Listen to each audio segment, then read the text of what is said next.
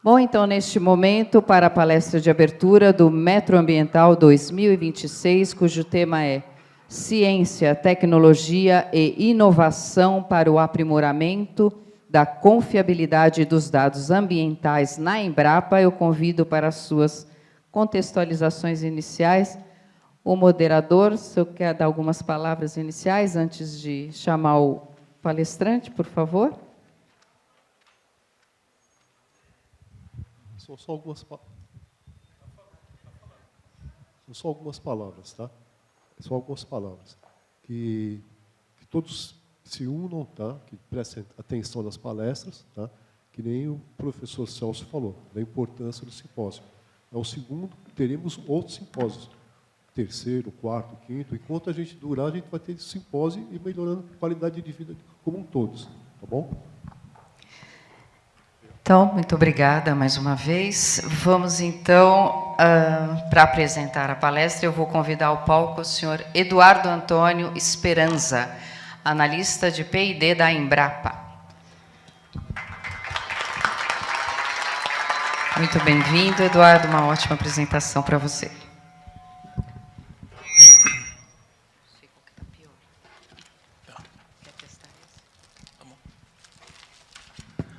Bom dia a todos. Primeiramente, gostaria de agradecer a oportunidade de poder estar representando a Embrapa nesse evento, né? Um evento que eu não conhecia, a gente já está no segundo ano, né? Agradecer também aí a recepção do professor Celso, da Remesp. Foi de última hora, assim, né? A gente teve viemos participar dessa palestra na quinta-feira passada, a gente foi comunicado.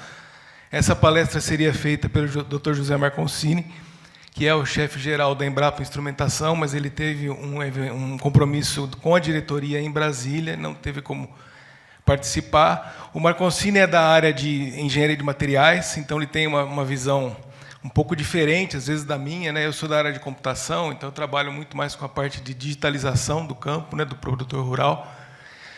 Mas aí eu vou tentar, a palestra é sobre mudanças climáticas, mas a gente tenta colocar um pouquinho de cada área aí para o pessoal poder entender, né, e ver como que a Embrapa está trabalhando em cima disso.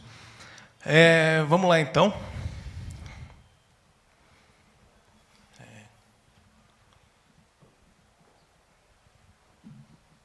Está passando.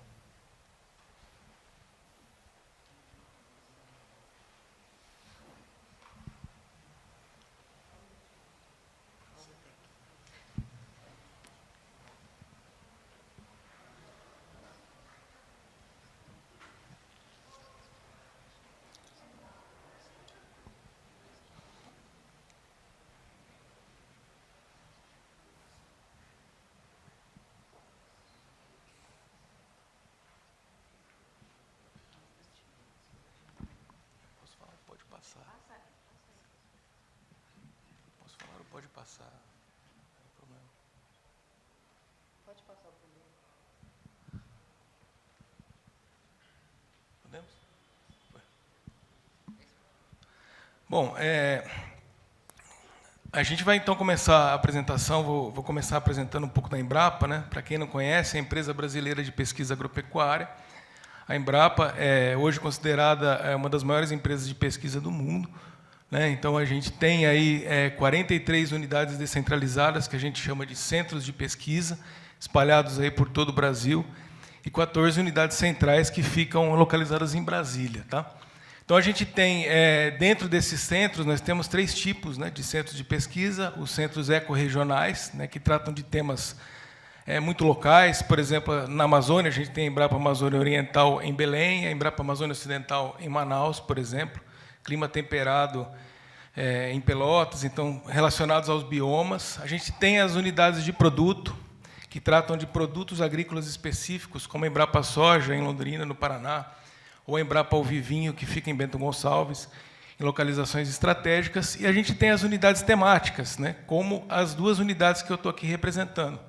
Eu sou vinculado à Embrapa Agricultura Digital, que fica localizada em Campinas, no campus da Unicamp, mas eu atuo fisicamente na Embrapa Instrumentação, que fica localizada em São Carlos. Então, são 2 unidades que têm muitos trabalhos em comum, né, muitas parcerias, e muito relacionadas à questão de medição, de sensores, de leitura de dados e de tratamento de dados. Tá? Então, a palestra está um pouco voltada para isso também. Pode passar, por favor? Aqui tem um apanhado geral, algumas fotos do que a Embrapa Instrumentação desenvolve, né? O foco da Embrapa Instrumentação sempre foi o desenvolvimento de sensores, então aí voltados para a agricultura, né? Então a gente tem aí um uso grande de sensores em técnicas como agricultura de precisão, né? Que é muito usada, começou a ser muito usada no campo por parte dos produtores, né? Então sensores de solo, sensores para as plantas, a gente tem uma diversidade muito grande aí desenvolvida pela Embrapa Instrumentação ao longo dos anos. E também alguns sensores relacionados à fotônica, né, como o sensor que eu vou mostrar aqui mais à frente, e também a área de nanotecnologia, que é mais a área do Marconcini, por exemplo, que trata muito de pós-colheita, né? Então tem os filmes, toda a parte de conservação dos alimentos. Pode passar?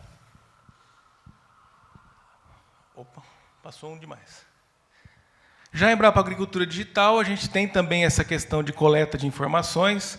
Então, é uma unidade que trabalha muito com inteligência artificial, como já foi citado pelo professor Celso aqui. É uma área que a gente tem atuado bastante também, né, e é o futuro aí, né, previsto para frente.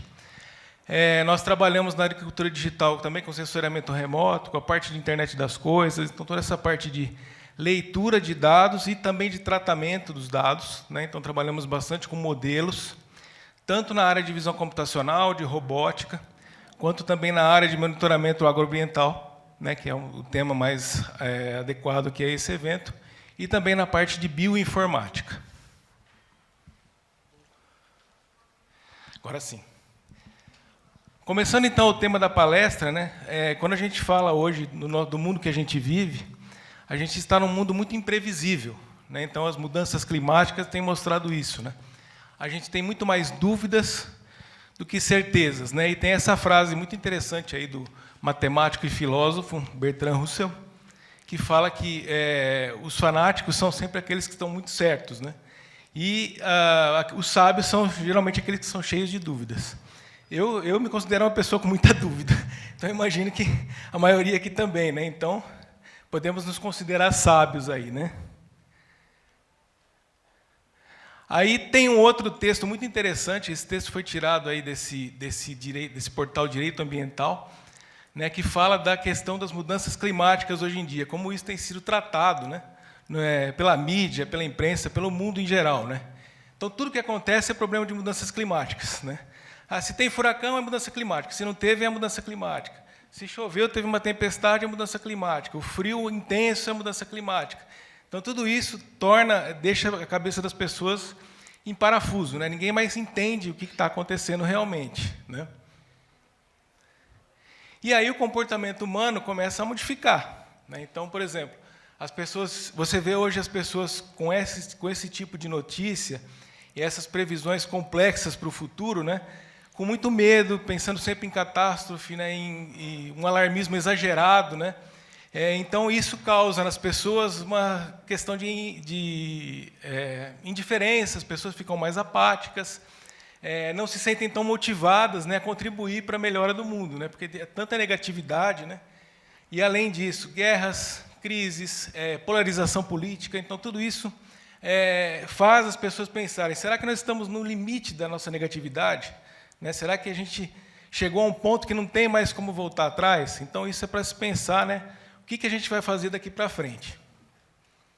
Aqui tem alguns dados, eu vou começar mostrando alguns dados aqui, bastante alarmantes do Brasil, principalmente, né, que é aí o grande produtor mundial de alimentos, né. Então, esse aqui é um estudo que foi divulgado na revista FAPESP, de outubro do ano passado, que fala da capacidade dos municípios brasileiros em gerir o risco climático, em trabalhar com esses problemas de desastres, né, se eles estão preparados para isso ou não. E isso foi baseado num índice, o AI, que relaciona a habitação, a questão de mobilidade urbana, a produção local de alimentos, né? Então, produzir alimentos localmente, sem necessitar que chegue de outro lugar, e a gestão ambiental e riscos climáticos. O mais alarmante é que, das 5 classes que a gente tem aí desse estudo, 65% dos municípios brasileiros estão na classe muito baixa. Quer dizer, que eles não têm uma capacidade mínima para a gestão desse tipo de risco. E nessa classe principal, a primeira, muito alta, apenas 1,4% dos municípios brasileiros. Então, é algo bem preocupante aí, né, para o futuro do Brasil. Um outro estudo também de MIT e de Harvard fala que essa questão do humor das pessoas, quanto mais aumenta o calor, né? Então, por exemplo, temperaturas acima de 35 graus. Em países subdesenvolvidos ou em desenvolvimento, como o Brasil, que são os considerados mais vulneráveis, mais pobres, né, 25% das pessoas são afetadas, o humor das pessoas é afetado por conta desse calor extremo. Já nos países ricos, apenas 8%. Né? Então, tem toda essa diferença cultural aí, né, que a gente precisa levar em conta também. Bom, aqui são exemplos, eu não sei se vai conseguir passar o vídeo, porque eu tenho que clicar ali no vídeo. Você consegue passar? São 3 slides com vídeo. Mas é rapidinho, tá? É vídeo rápido. Isso. Esses são exemplos recentes de eventos extremos que têm acontecido. Isso tudo na região de São Carlos, tá? Então, essa aqui é uma propriedade rural produtora de cana-de-açúcar. Veja um incêndio focado lá. E a dificuldade que se tem de tratar isso, né? Do ano passado, esse vídeo. Temos um outro aqui. Estou conseguindo passar. Um outro incêndio também na mesma região, em São Carlos também. Afetou um cafezal. Veja que o produtor perdeu tudo, né? Então não tem nada aí mais, perdeu toda a produção dele de um ano, o que prejudica realmente a agricultura brasileira, né? E um outro exemplo aqui é vento e chuva de granizo, né? Numa propriedade modelo lá que trabalha com hortaliças, com agricultura familiar. Veja que o produtor não estava preparado e ele perdeu tudo que ele tinha aí, ó, da produção.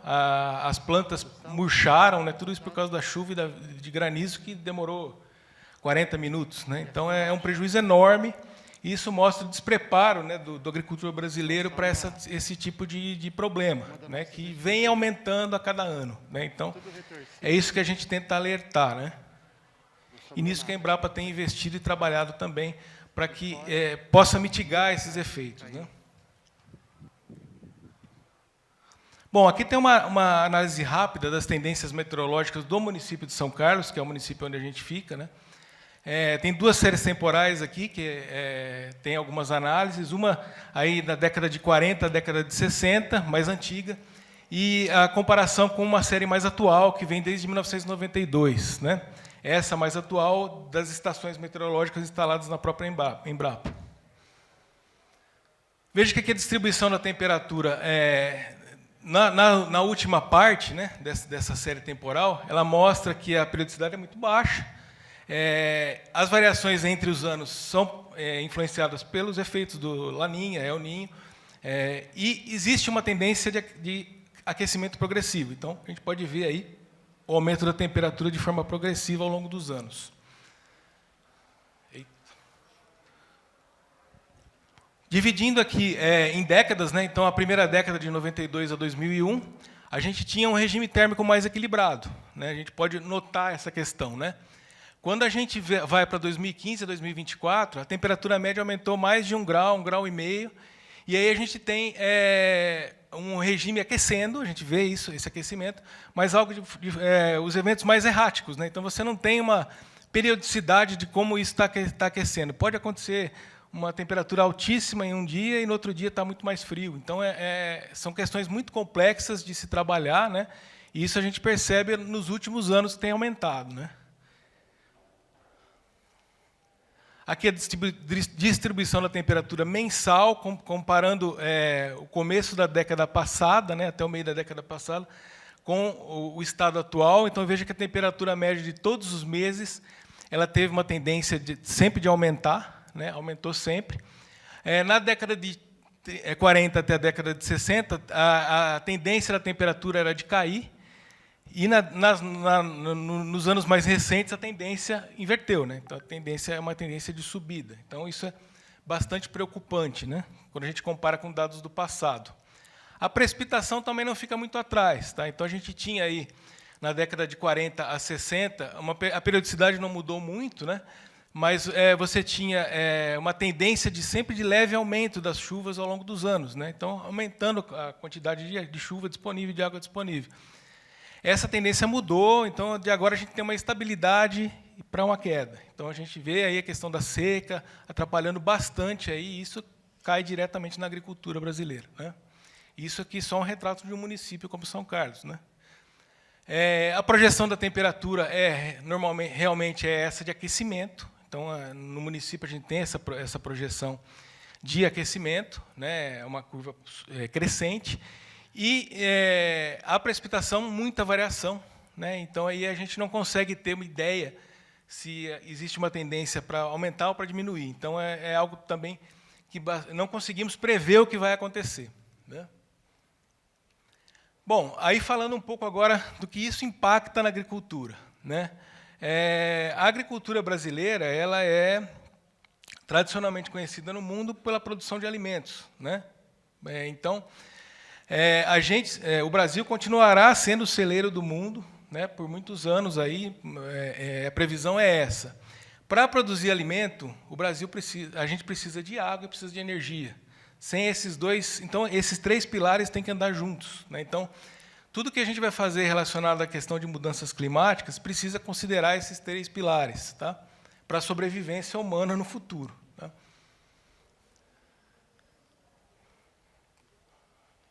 Opa. Bom, aí, falando de 2050, podemos ter uma tempestade, que a gente chama de tempestade perfeita, né? Nós teremos no mundo mais de 9 bilhões de habitantes, precisaremos de 60% a mais de alimento do que temos disponível hoje, e para produzir esses alimentos precisaremos de mais de 50% de energia, mais 40% de água. Isso considerando que teremos muito mais eventos extremos do que nós temos hoje. Então, a preocupação é grande com essa questão, né? Vai ser muito difícil lidar com isso no futuro, né? Então, a Embrapa tem olhado muito para isso, né, nas suas pesquisas, e trabalhado bastante para que a gente tenha realmente ações que possam ajudar nisso, né? Então, veja aí, aquela questão do celeiro do mundo, né? O Brasil, em 2050, tem a expectativa de suprir 41% do crescimento dessa demanda alimentar no mundo. Então, vocês imaginam como a importância do Brasil é destacada, né, nessa questão. E como que a gente supera essa crise climática que a gente está vivendo e construir uma resiliência climática, né? Não é mais uma adaptação, mas é uma resiliência às mudanças, né? Então, quando a gente fala de resiliência, a gente fala de escala, de sobrevivência, de aprendizagem e adaptação. Tudo isso tem que andar junto, né, para a gente conseguir construir a resiliência. Então, tem aquela teoria do Darwin, né, que sempre dizia que vão sobreviver aqueles que melhor se adaptarem ao ambiente, né? Então, isso realmente é para a gente pensar, né? E o que é essa adaptação climática, né? É que ajudarmos as pessoas, os animais e as plantas, que são quem sobrevivem no planeta, né, a sobreviverem no futuro, a existir vida na Terra no futuro, né? Então, essa resiliência climática precisa ser criada para que isso aconteça, né? Então, a gente tem algumas ações para tomar, né? Hoje a gente convive com isso, né? Então, aí vamos ver o que está acontecendo aí, deixa acontecer, os que vão sobreviver e pronto. Tem muita ação que as pessoas que está sendo executada, né, por governos, pela pesquisa, até pela própria pelas comunidades, né, que é superar a crise de forma paliativa. Então, aconteceu o incêndio e tal, vamos reconstruir tudo, né? Então, tem aquela questão. Ou a gente encara de vez essa crise e parte para medidas mais consistentes, né, que vão nos auxiliar no futuro e não vão ficar só resolvendo o problema do agora, tá? Esse é um grande problema que a gente tem na agricultura, tá? Agora, focando um pouco mais na área agrícola, a gente tem estresses nas culturas atuando juntos, né? Então, por exemplo, a gente tem estresse hídrico. Então, temperaturas, sopra de chuva, exagero de chuvas, tempestades ou falta de chuva, seca, ambos atrapalham, né? A chuva tem que ser regular.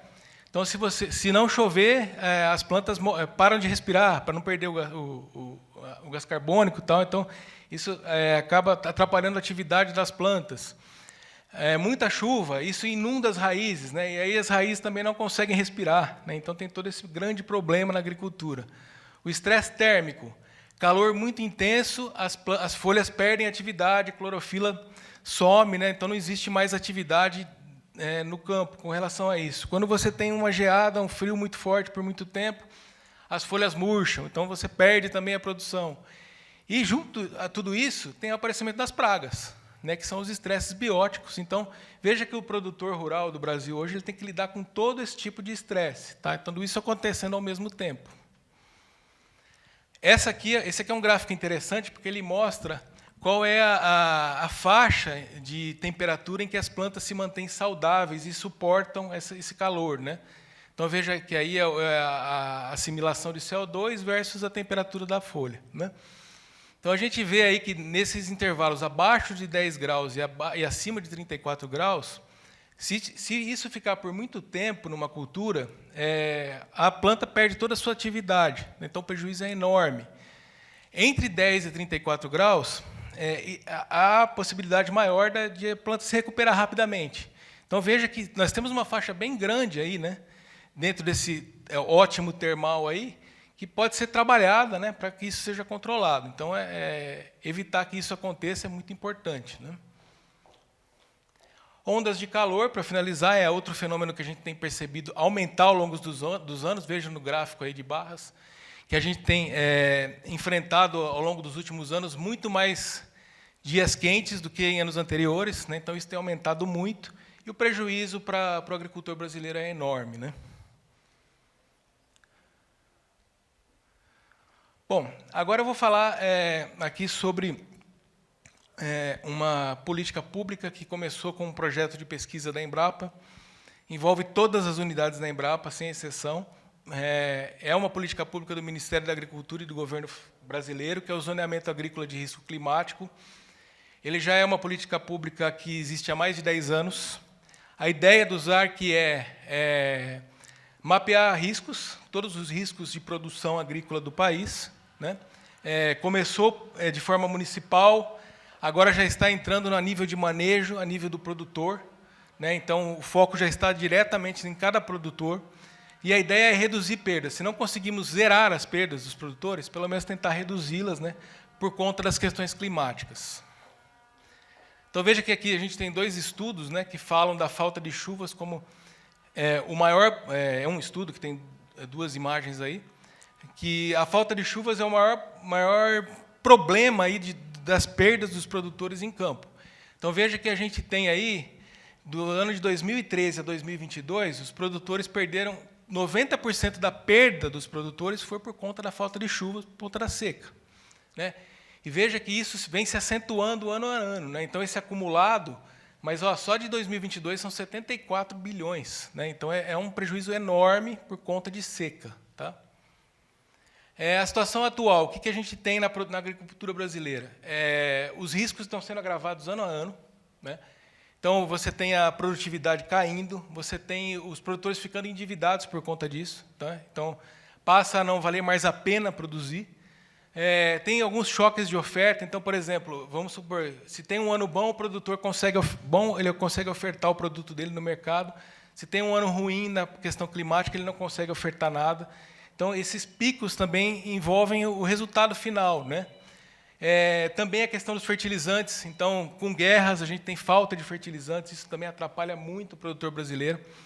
A agricultura brasileira, por si só, ela não é tradicionalmente, não utiliza tradicionalmente seguro rural, apenas 20% da agricultura brasileira utiliza seguro rural, porque também não tem condições de ter, né? Não mostra condições de ter. E por quê? 34% dela está no nível de manejo 1. Eu já vou explicar aí o que é um nível de manejo, mas são produtores com altíssima vulnerabilidade aos riscos climáticos, né? Então, eles não conseguem seguro rural por conta disso. E aí a consequência disso é acelerar esse agravamento de riscos, né? O que a gente precisa fazer, então, né? O que o ZARC está tentando implantar e fazer, né? Aumentar a porcentagem da agricultura brasileira com seguro, né? Então, para isso, a gente precisa melhorar as práticas de manejo dos produtores brasileiros, Aí reduzir, para evitar esse endividamento, essa inadimplência, reduzir o crédito rural para produtores que não tenham seguro, né? Então, isso é uma mão lava a outra, né? Então, se você está oferecendo crédito, você prevê que o produtor, pelo menos, tenha um seguro, né, para poder prever alguma quebra de safra. A questão de elevar a sustentabilidade é algo muito importante, né? Então, por exemplo, os níveis de manejo eles vão de 1 a 4. Né? A média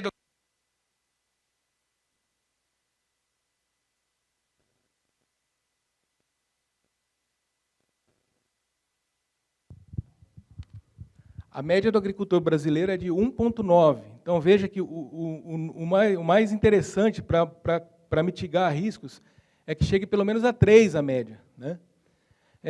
Aumentar a agricultura irrigada. Quando a gente aumenta a agricultura irrigada, a gente previne a perda de safra, a gente previne, aumenta a produtividade, a gente previne também a expansão, a abertura de novas áreas e o desmatamento.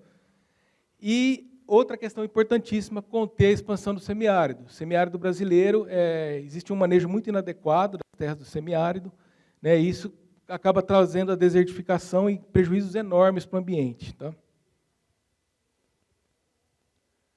Bom, os níveis de manejo, como é que você classifica, então? Né?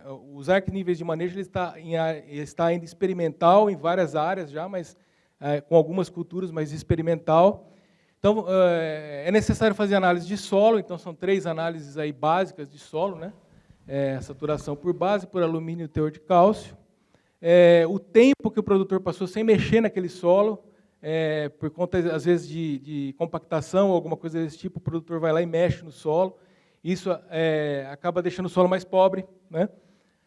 A quantidade de palhada que foi deixada, que tem ao longo do plantio, então você tem uma quantidade de matéria orgânica adequada ali para quando você for plantar. O plantio direto proporciona muito isso, né, ao produtor brasileiro. E o esquema de rotação de culturas, você ter milho, soja, amendoim, por exemplo, que evita o aparecimento de pragas. Né? Então, a classificação final ela reflete as condições de fertilidade do solo, química, física e biológica. Então, essa que é a ideia dos níveis de manejo. Então, vejo aqui alguns exemplos de culturas que estão em determinados níveis de manejo. Veja que o primeiro nível é um solo bem pobre, né? E você vê que a cultura vai se perdendo no campo. Conforme você vai melhorando o nível de manejo, você tem mais palhada, mais matéria orgânica, plantas mais saudáveis, a produtividade aumenta. Tá? Importante ressaltar que o governo, esse ano, safra 26/27, está dando a subvenção do seguro rural, ela aumentou para os níveis de manejo acima de 2. Então, tínhamos o nível 1, permanece em 20%, aí 30%, 35% e 40%. Então, isso incentiva muito ao aumento do produtor em tentar aumentar o seu nível de manejo. Né? Aí a gente tem aqui, nesses mapas, a gente pode ver qual é o grau de risco. Né? Então, no mapa da esquerda, você tem um risco muito maior, né, de quebra de safra, por exemplo, do que os mapas do lado direito. Bom, e aí, como é que a gente está trabalhando nisso? Então, Embrapa Instrumentação, Embrapa Agricultura Digital. Uso de instrumentação de forma estratégica. Né? Então, trazer a instrumentação para esses produtores. Então, aí, expandir o uso da agricultura de precisão, da IA, sensoriamento remoto e proximal, que a gente já trabalha bastante também, nanotecnologia, técnicas de fotônica, técnicas de automação, para proporcionar ao produtor um melhor manejo do seu solo, né? E aprimorar o suporte à tomada de decisão. Mas é fundamental que essas tecnologias estejam adaptadas para todo tipo de produtor. Então, essa é a nossa preocupação a partir de agora. Eu trago aqui um exemplo para vocês de uma plataforma que a Embrapa Instrumentação desenvolveu para análise de solo rápida, usando inteligência artificial. Então, essa plataforma, chamada de AgLibs, ela é baseada na técnica Libs, que é uma técnica de espectroscopia de plasma induzido. Então, você tem aí a refletância, né, os espectros que retornam do laser, né, e aí você consegue analisar diversos macro e micronutrientes do solo, textura do solo e a parte toda de carbono também. A AgroRobótica é a empresa que está com a patente, né, dessa tecnologia, que é uma tecnologia Embrapa, e hoje ela já trabalha também com essa questão de monetização de carbono. Então, o AgLibs é uma ferramenta extremamente importante. Já existem testes de robótica, né, para colocar o AgLibs em campo, para você ter análise de solo em tempo real. Tá? Então, isso é bem interessante, é um trabalho muito interessante. Com relação ao ZARC, nós temos aqui o ZARC, um aplicativo, né? Então, existe o aplicativo Plantio Certo, que está disponível para todas as pessoas que quiserem acessar, que dá indicativos do produtor de quando plantar, onde plantar, quais os riscos do seu plantio, e aí envolve todos os dados que são coletados pela Embrapa e por parceiros, né? Então, esse aqui é o aplicativo do ZARC oficial. Tá? E a Embrapa também ela tem tratado os seus dados e conservado os seus dados e disponibilizado para a população em geral, e principalmente para os produtores, por meio da AgroAPI, que é a nossa plataforma de APIs. Né? O próprio Plantio Certo, ele tem uma conexão com a AgroAPI, e aí ele utiliza dados que estão lá para trazer essas informações para os produtores. Bom, finalizando então, o que a gente espera agora, né, do futuro? Né? A gente está caminhando para uma nova era de ciência e engenharia que saindo da adaptação para a resiliência à emergência climática. Então, nós precisamos de ações mais transdisciplinares, que olham como um todo, né, não somente com aquela área. Precisamos de sistemas integrados que trabalhem junto essa questão da escassez de água, de energia, de alimentos. Precisamos ter uma governança que vai se adaptando ao longo do tempo, conforme os problemas vão surgindo, né? E com grandes desafios, né? Desafios da escassez. Então, temos escassez de água e de alimentos. Precisamos tentar algo relacionado à circularidade, melhorar a eficiência, reaproveitamento, né? E a complexidade também. Então, precisamos encontrar pontos de ruptura ao longo do tempo, né? E trazer aí soluções mais sistêmicas, né? Que garantam essa segurança para o futuro.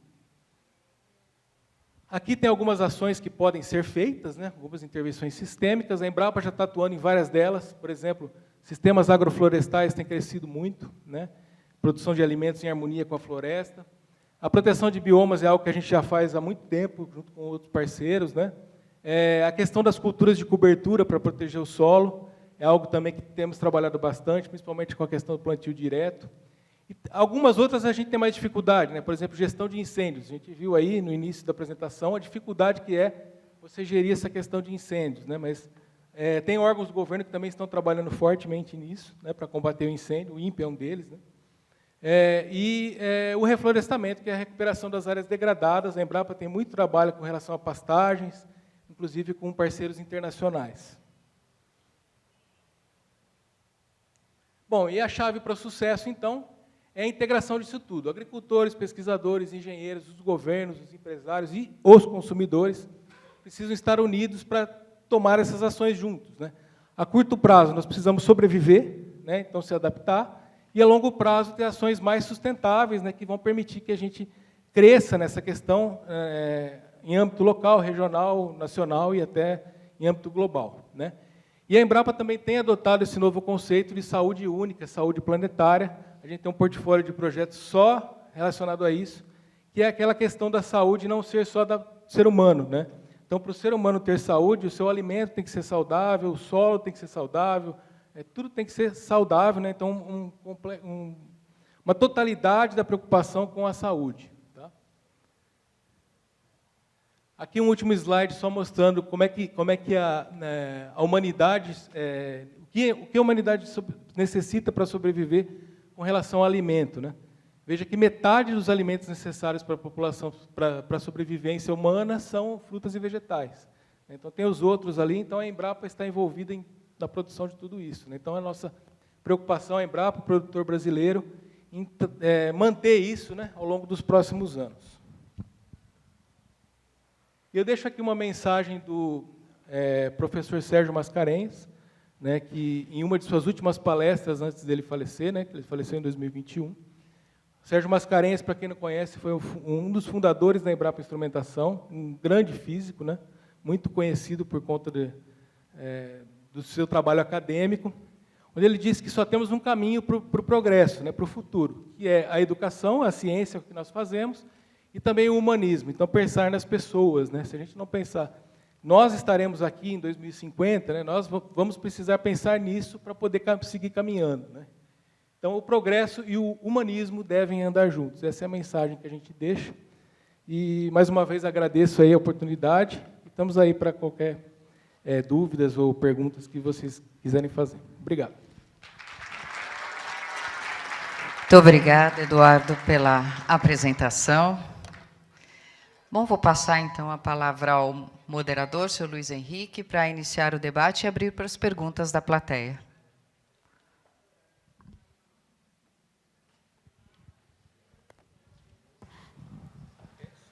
Alô? Não voltou. Eu te chamo de Esperança ou de Eduardo? Porque Esperança eu acho que é o mais forte, né? Tá? Pelo tempo atual que está aqui. Parabéns pela palestra, tá? Muito esclarecedora, tá? Eu acho que quem não conhecia a Embrapa acabou conhecendo a Embrapa agora, tá? Não, deve ter funcionários para caramba, tá? E técnicos, tá? Só fugindo um pouquinho do assunto, tá?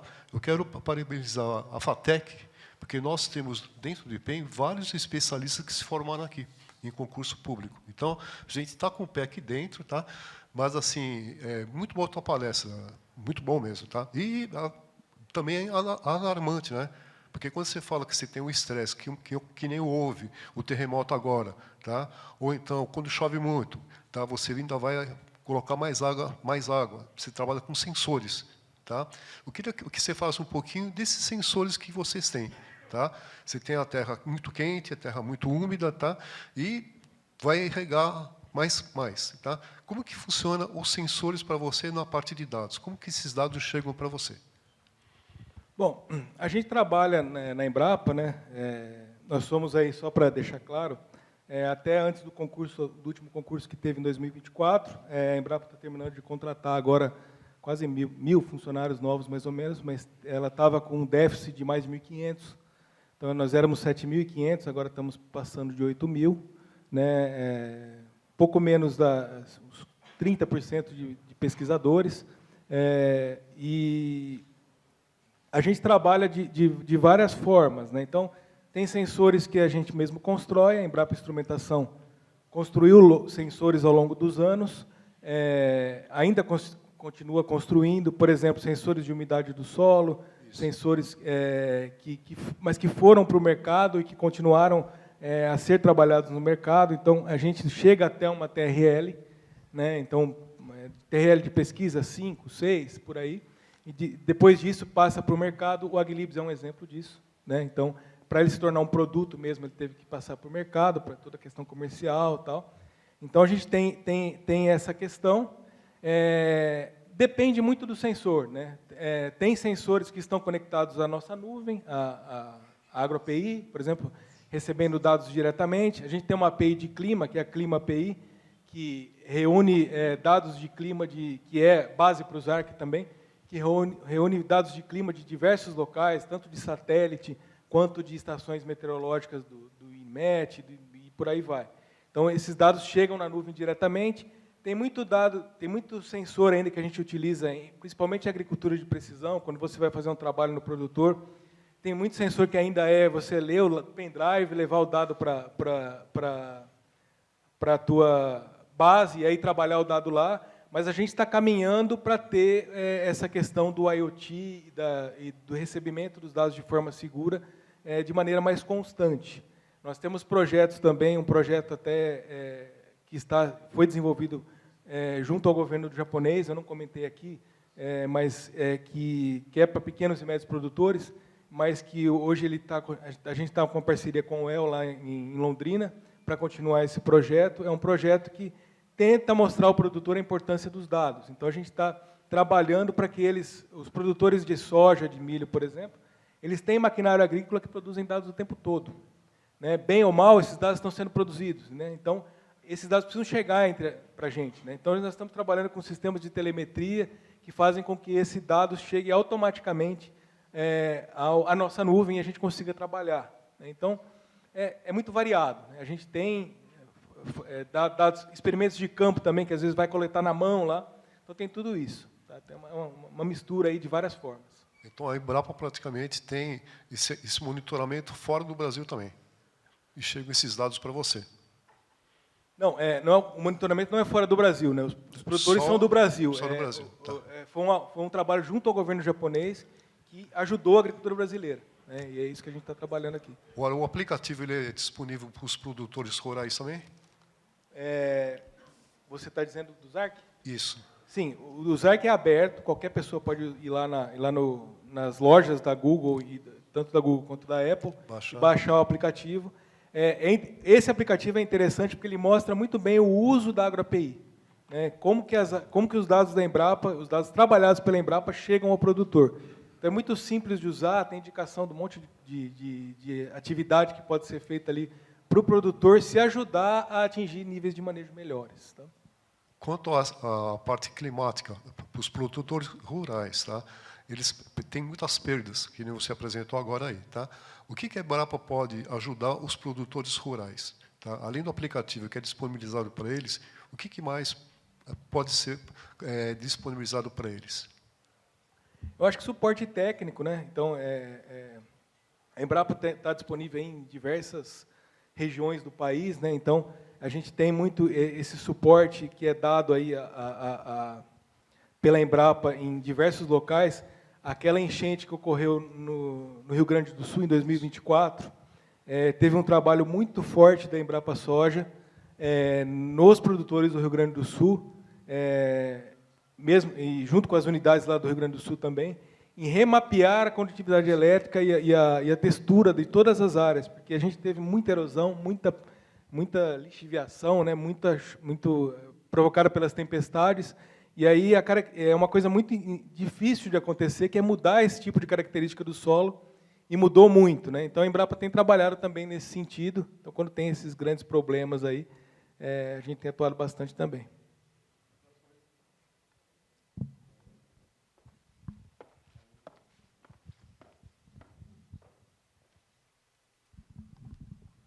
Alô? Viu como cuspira, né? Tudo bem. Tá? Quando o clima, praticamente, cada vez mais, ele está afligindo todos. Tá? E realmente quem acaba sendo mais prejudicado são os produtores rurais. Tá? E depende de sobrevivência deles também. Então, tem um pequeno produtor que, de repente, nem conheça a Embrapa. Então, vocês têm que ir até lá. Tá? Eu estava conversando com um pessoal da Embrapa, parece que vocês têm alguma coisa no site sobre cursos online. Tá? Está disponível para todos? Também. Tá? Só acessar o site da Embrapa. A gente tem cursos online lá para diversos níveis, tanto para engenheiros agrícolas quanto para produtores, né? Então, dos mais básicos aos mais complexos, né? Então, é só consultar no site da Embrapa lá que vocês conseguem encontrar. E aproveitando que você falou dos pequenos produtores, a gente também tem um projeto, um centro de pesquisa da FAPESP, né, o Semear Digital, eu não sei se vocês já ouviram falar ou não, é um centro de pesquisas da Embrapa, liderado pela Embrapa Agricultura Digital, que também tem a participação de diversas unidades, né, naquele modelo de centro de pesquisas da FAPESP, e a ideia é a digitalização do pequeno produtor. Tá? Então, levar essas ferramentas diretamente A gente tem 10 distritos agrotecnológicos distribuídos em regiões de produção agrícola variada, 5 no estado de São Paulo, 5 no restante do país, algumas em locais bem complicados, como em Breves, lá no Maranhão.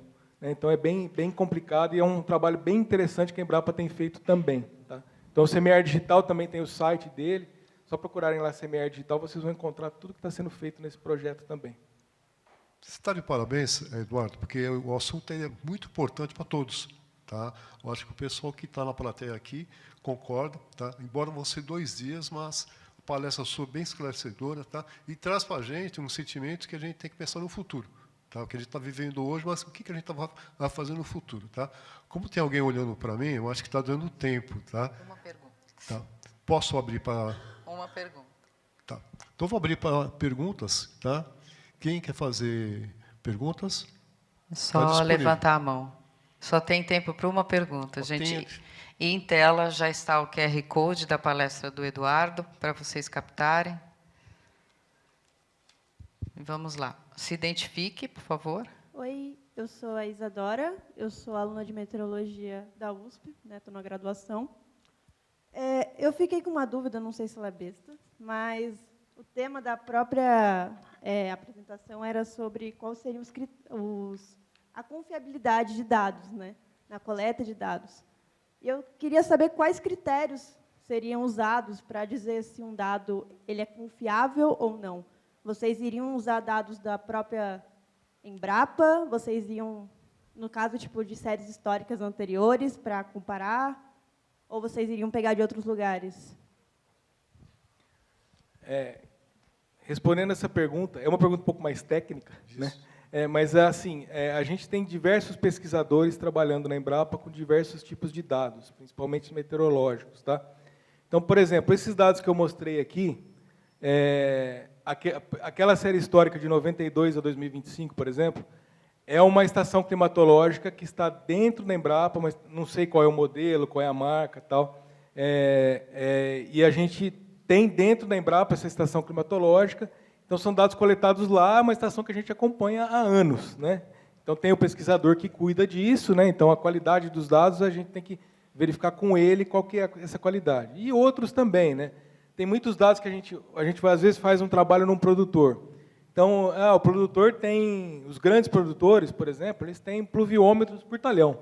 Então, eles colocam lá, produtores no Mato Grosso, que os talhões são enormes, né?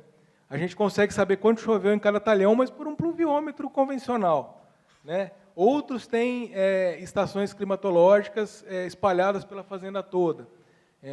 Então, são diversos modelos, diversas marcas, que os fabricantes já têm os seus próprios, as suas próprias acurácias ali, né? Então, a confiabilidade vai mais no que você está comprando e utilizando, né? Do que, propriamente dito, a Embrapa dizer se isso é bom ou não, tá? Então, é mais nessa confiança do que o produto está fornecendo para a gente. Algo que a gente tem usado muito nos últimos anos e que também aumentou bastante para a parte de clima, são os satélites, né? Então, por exemplo, a gente usa muitos dados do NASA Power, ou do CHIRPS, ou do NOAA, né, que são satélites extremamente conhecidos, né, que têm são consolidados, né? Então, a gente confia, vamos dizer assim, nesse tipo de dado, tá? E o dado que vem do produtor, a gente tem que ficar realmente mais preocupado, né? Então, vamos fazer uma coleta de dados lá, uma coleta de produtividade. Por exemplo, vou dar um exemplo simples para você, né? Esse projeto que eu falei, nós estamos instalando equipamentos de telemetria nas colhedoras. Então, a gente sabe que o dado que vem de produtividade de uma colhedora agrícola não é 100%. Os sensores que estão nessas máquinas são sensores que capturam ali uma variação de produtividade, mas podem não nos dar as medidas exatas, né? Então, isso passa por processos de filtragem, a gente trabalha muito com pré-processamento de dados, né? Então, tem toda essa questão que é envolvida também. Então, depende muito da fonte também, a questão da confiabilidade. Tá? Infelizmente, acabou? Tá. Infelizmente, acabou. Obrigado pela pergunta. Tá? Eduardo, parabéns. Tá? Um ótimo simpósio para você nesses 2 dias. Tá? O Celso comanda como ninguém, né? Então ele vai correr mesmo com o simpósio. Tá? Obrigado. Mais uma vez, muito obrigada pela participação. Vou entregar o certificado, a lembrancinha do evento, e vamos fazer a foto oficial aqui na frente, por gentileza.